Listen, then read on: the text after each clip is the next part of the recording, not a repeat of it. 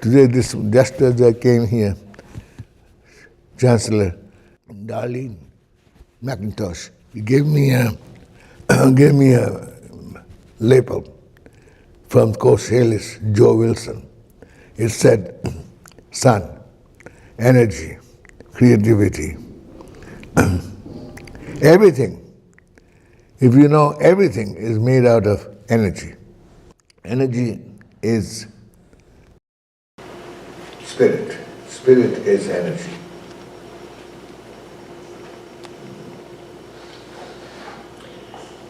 Master Sen, you also taught me in the Vedic times the way the master and the student learned was through inquiry and questioning. Yes. The whole Upanishad, there are 108 Upanishads. Okay, and you see, all of us, we wear a mala. And there are 108 beads in it. And these beads represent, each bead represents a Upanishad. It's just not for show. It tells the master that he has to live within the 108 Upanishads. Not religiously. There was no religion there. It's called Sanatan Dharma. Sanatan, before time began. Okay? Like as Jesus said, before Abraham was, I am. That means there was no time. So spirituality and living with spirit was every moment? Yes, everything is spirit. Whatever I touch, whatever I see, whatever I smell, whatever I talk, my voice, everything is spirit. That is, and spirit is timeless.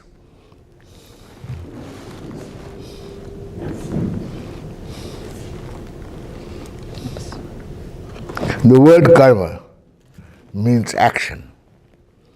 Word karma means action. Comes from the root word kri. That's why you have the famous yogi who came here from my city, Yogananda Paramahamsa. He introduced Kriya Yoga. That is actually Karma Yoga, Kriya Yoga. And Vivekananda came in 1893, I think, and he introduced it. Swami Vivekananda. We all came from Calcutta. And the thing is this, the word karma, yoga means becoming one. What is yoga? Let's clarify that first. Yoga is not body exercises. You know, once I met a guy in India, as an American, and he said, hey, you have yoga here? They saw a yoga center. Do you have a yoga here? I said, yeah.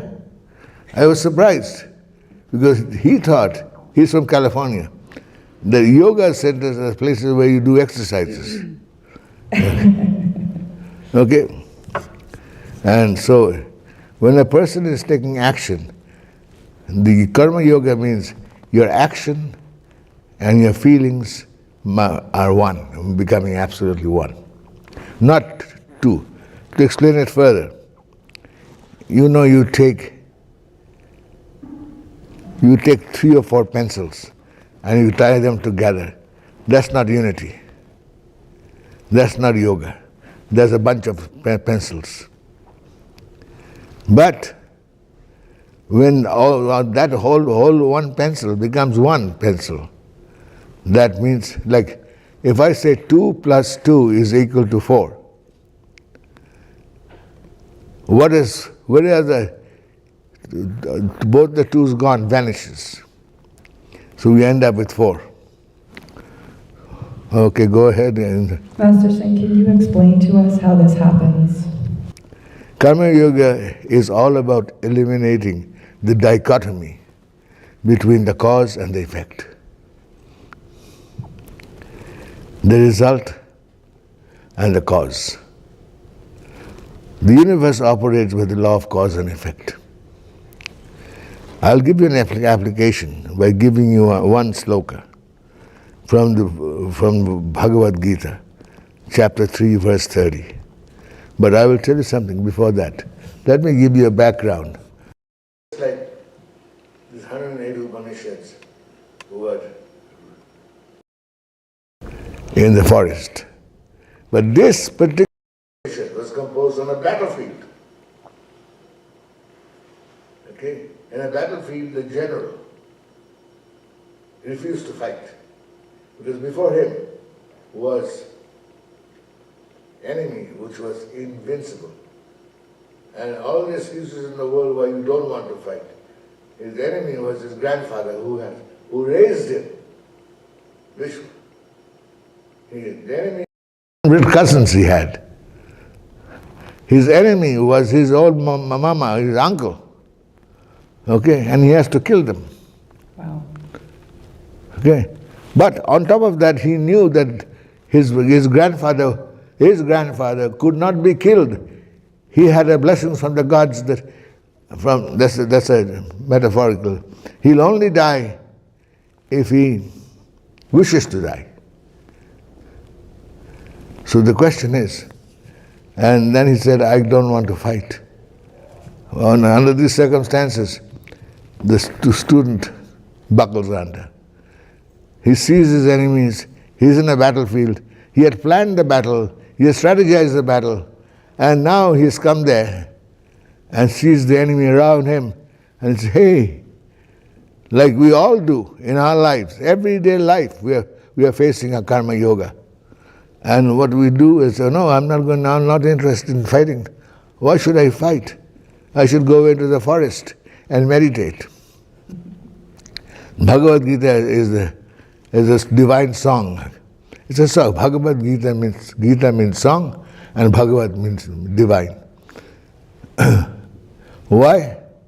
And he tells his charioteer, who happens to be Krishna too, his guru, and he says, my knees are wobbling, my throat is parched, my bow is slipping from my feet, from my hand. I don't want to fight. Please help me. Now that is the most famous saying in the Bhagavad Gita, because when you come to that stage and you rely on your higher consciousness, that's when you start growing. And that's Krishna. Krishna tells him, sings him a song. And that song is beginning to catch a hold to the whole world. Bhagavad Gita, he just told him why he should fight and how he should win the fight in light of the invincibility of the fight. And the Bhagavad Gita, he says, I'm going to quote you in Sanskrit. Mai sharvani karmani shanyasya dhyatma chetasha nirashi nirmama bhutva idishva vigata jwara. In one verse, he gives him the formula how to fight karma yoga. Mai sharvani karmani shanyasya dhyatma chetasha nirashi nirmama bhutva idishva vigata jwara.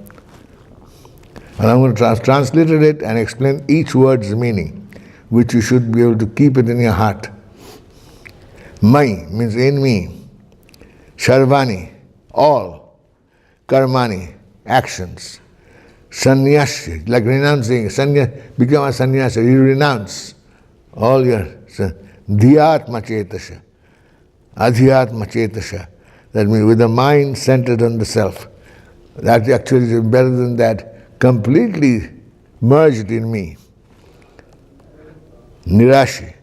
Nirashi means without hope. Now, don't get me wrong. Don't get me wrong. Nirashi, without hope. How can you do anything without hope? Okay? But I'll come to that in a moment. Nirashi, nirmama. Without me, no me of that, of me or taking no ownership of the fight. Bhutva, by filled, having become. Yudhishva, fight thou. Free from mental fever. Vigata jwara. When you go to fight a battle or fight anything, what happens? Your ears become hot. Your body becomes hot. Jwara means fever.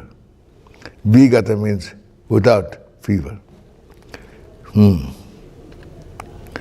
I give you this whole thing in the right sequence for your thing. Since surrendering all actions to me, consciousness, your consciousness, with your thoughts resting on self, freed from hope and selfishness, and cured of mental fever, engage in battle. Why should you have hope when you know the results of your battle is already there? When a soldier gets into battle, she or he does not think that she is going to be injured or die. She wants to go in there and put up a fight. So every action of yours, you're a winner. And you will win. Sooner or later, you will win. So I have a few questions. Yes. So you're saying surrender. What do you mean by surrender? Oh, that's a beautiful question. I know. Surrender. I have to bring out another word, submission. As opposed to surrender. Surrender, when you surrender in love. You do not surrender in submission. You give yourself, you render yourself with that person. Okay. So you're not lowering yourself. No, you're becoming one. Becoming one. So you also said without hope, but how can we do anything without hope? Normally we think of hope positively. You know, when you know the end results of your action, you can't have hope. Which St. Paul very succinctly said, epignosis. That means assured expectation. You have to fight your battle with assured expectation. You don't worry about going out there and shall I win or shall I not win? You'll never win that way. So you're so confident in the results, there's no need for hope. You have to understand the word confident. Con means wit, and fident means fidelity. Okay, fidelity. You are with complete belief that you will win. Again, it's how can you do anything without hope? But renunciation of action. What is happening here is you don't realize that most of the time we go in, I hope you have a great day. Right. Have you noticed? Yes. I hope you get this. Don't hope. Hopes are hazy. Wishes are wishy-washy. You have to demand yourself, I am going to get this. Okay? Any other question you got? And you're going to talk to us a little bit about how to be that confident, right? Yes. Okay. And so I have to have some sense of selfishness, though. You said without selfishness. Yeah. Selflessness. How can I do anything if everything I do is for myself or my loved ones? Isn't there some form of selfishness in it? Yes. You see, when the sloka said, Nirashi nirmama bhutva idishva, like a monk, when the Buddhist monk or a Hindu monk, they take monkhood. They leave their home, leave everything else, but they don't leave their memory of the home. Okay? And the question I have to, that selfishness, there is no self. You are only one self. You become one self with the universal self. And the final question is, what do you mean without mental fever? If you are all hot, you're about to take an action. Suppose somebody has put a complaint against you. And you are going to meet a group of faculty members where they will decide your fate. Okay? And this is an action that you are facing. They have power over you. So what do you see? You have to use this karma yoga. Then you go there, you are worrying it all night, and you got, what do you call it? Your ears become hot. Have you noticed? Yes. You can't think, you can't drink water, you can't do anything. And so, that state of mind you should never have. If you have that, go back and study karma yoga. Karma yoga is assured victory. Karma means action. Yoga, you become one with your yoga, one with your action. Thank you. I think you're asking about mental state of a karma yogi. Yes. How do I think and behave in my daily life after I set my goals and visions? You all have to have goals and visions. Okay? And so now, you see, every goal has 4 parts to it. 4 steps to visioning and manifestation, when manifesting the vision. You have to remember, goals are not visions. Goals is you go to a point. Like when you say, I'm going from here to this restaurant. That's your goal. The vision is telling the GPS to take you around certain way. In the 4 steps to visioning, intention. You have to have an intention. Every intention. And intention means tendency to, in tendra, stretching the tendons of your leg, of your hands, tender. And that is fire. This is spiritually allocated to fire. Fire is what? Fire comes out of friction. So all your intention will be out of friction. Like Arjuna had the same problem. His friction was whether he should kill his grandfather or not. Yeah. So that would create mental illness for sure. Yeah. Who raised him? Okay. Okay, so intention. And then all intention goes into imagination. If you have an intention, you get imagination. And what is imagination? Proto-Indo-European root. The word imagination comes from the Latin word imagination, which is the translation of the Greek word fantasia. Shakespeare calls it phantasmagoria. Imagination translates to a mental image or fancy. The word imagination was first used in English in the mid-14th century.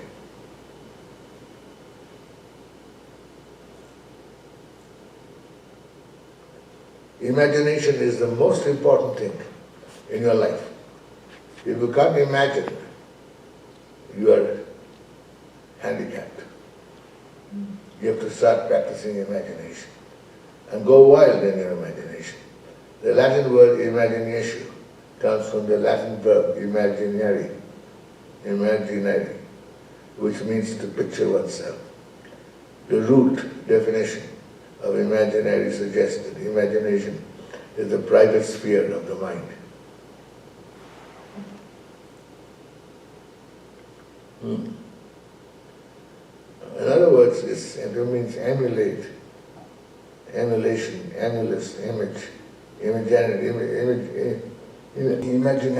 imagine, imago. It's amazing that at the root, imagination is connected to the word to copy. Yeah. So when we are imagining, what are we emulating? We are commemorating the Creator. Ah. That's why in the Genesis, the book of Moses was a great teacher. He says, you are made in the image and likeness of God, he says. You have to do what God does. Yeah, what does the God do? The only thing he does is Create. Yeah. And that's why Einstein says in his famous speech, imagination is more important than knowledge. Can you imagine a scientist talking about that? Pretty wild. Imagination is more important than knowledge. Knowledge is limited to all we have, all we know now. All we now know and understand. While imagination embraces the entire world and all there ever will be to know, and ever will be to know and understand. Albert Einstein, you have to remember, vision, the fire. Vision is the air which shapes your vision. Vision. Intention is the pointing the finger, I want this. The vision. Imagination is the imagination that comes out of your intention, which becomes your vision. And manifestation is the solidifying of your vision. In alchemy, they use the word wand, cup, sword, and pentacle. Pentacle is a 5-pointed star. Fire, water, air, and earth has been used by almost all cultures, including indigenous culture on our land here. Fire, water, air, and earth. Amazing. Amazing how clear the steps are in imagination and how it connects to the elements. Yeah.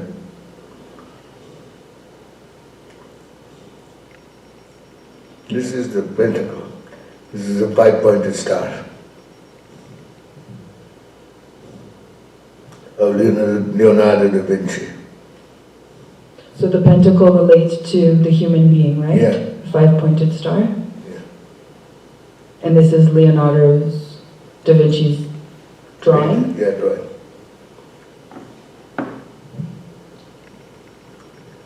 I'll tell you what, we have to end this presentation is with a great invocation of Isha. Isha Upanishad is the most well-known Upanishad and the shortest Upanishad of all. And I'm going to recite it to you and then you can repeat it after me. Okay. And I'll give you the meaning. Let me tell you the English meaning first. That is infinite. This is infinite. From that infinite arises this infinite. This infinite. This infinite is brought forth from that infinite. And that infinite remains infinite. It's pretty confusing, isn't it? But if you look at it properly, it says,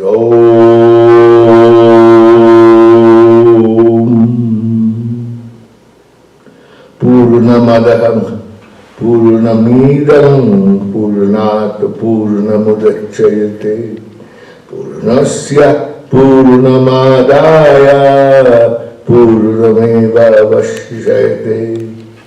Om Shanti, Shanti, Shanti. And sexton of abundance. Abundance was cooked, and that abundance stayed abundant.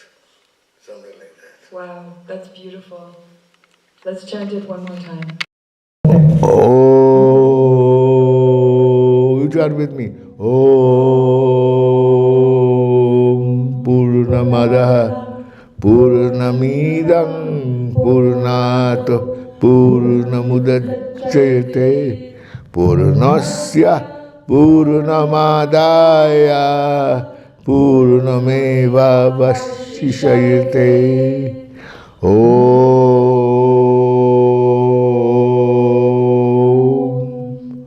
Shanti, Shanti, Shanti.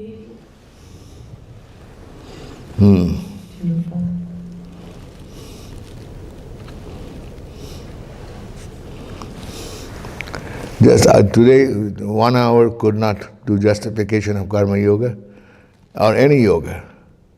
And in today's world, we are living in a totally different world than we lived yesterday. Okay? Yesterday, not last year. So let me just ask you before we end. Karma yoga is what we're engaged in every moment of our life. Every moment of your life. Every thought is karma.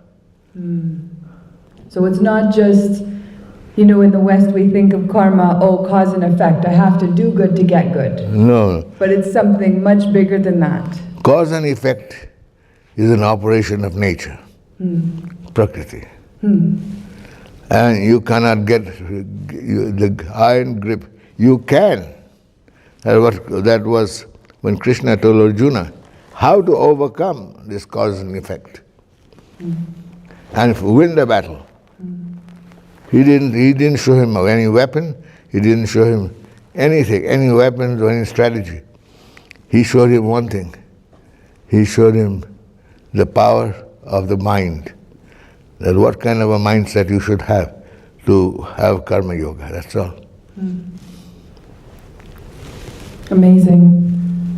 Well, thank you, Master Sen. And as we say in the Veda culture, Namaskar, which means I see the name in you, and we come together in that. Yes, you see, what we are facing today, we have to go into karma yoga. Jnana yoga means knowledge, yoga of wisdom. Bhakti yoga is yoga of devotion to yourself. And Raja yoga is a mainstream yoga, mainstream life you're doing, the Rajpath. Okay? Any other questions, Indrani? And are there any questions or comments from in the room? Yes. Okay. So, just please let me just take this over to you.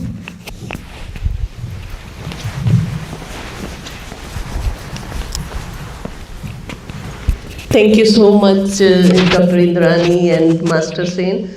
That was really, really eye-opening for us.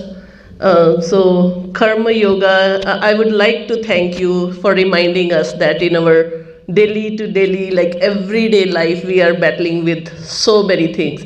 Even that comes from work life, from our personal life, or sometimes our fight with our own self. So I really like it that in Gurbani, it says the same concept is Nehkaram. So I would like to quote from Gurbani that there is a line from Guru Arjan Dev Ji, which is the 5th Guru of Sikhs. He says, Karam karat hove neh karam, tis Vaishno ka nirmal dharam. So the Vaishnav, we call ourselves as Vaishnavas, so the true Vaishnav is that he's doing the karmas, but as a neh karam, not as a looking forward to any result of it. The same as you are doing, you are spreading happiness to all our students. Like, it was a nice conversation from a student as a master. It was mind-boggling for me. Thank you so much. And also it reminds me another quote that Raj na chahu, mukt na chahu, man preet charan kamlare. Means I'm not looking for power, I'm not looking even for liberation. What I'm looking for, that I should pray to your lotus feet only. So that's what I have the feeling. Same as the conversation between Arjuna and Krishna, you said. Arjuna is always confused, and I think Arjuna is representing all of us, the questions that we have in our mind, and sometimes we are hesitant to ask.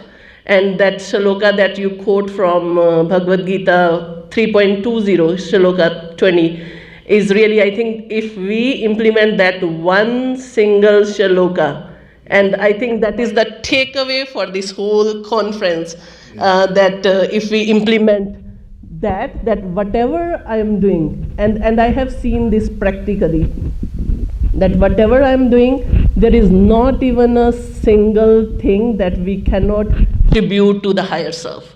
So whether I'm writing, whether I'm publishing, whether I'm presenting, whether I'm eating, whether I am taking breath, just give it to the higher self rather than for our own self. Amazing, amazing. I would like to thank you from each and every person from the conference, that we are really, really blessed to have you here. Thank you so much. Thank you. Thank you, Jaspreet. And one thing I must say, when you said we are all Arjunas. And Krishna means all attractive. Our higher self is all attractive. Okay, every word has a meaning. Okay, and so thank you. This sloka, there are 700 slokas in the Bhagavad Gita. Out of this sloka, I chose this one because that explains the mental state of how we should conduct our life every day, every moment. Absolutely. It was so well said, Jaspreet. And just to reiterate, to really clarify for the audience that surrendering all actions to me, Krishna is consciousness or creator embodied. So when the surrender happens to the consciousness within, the self. And that's what we're talking about. So we have one more comment from the audience.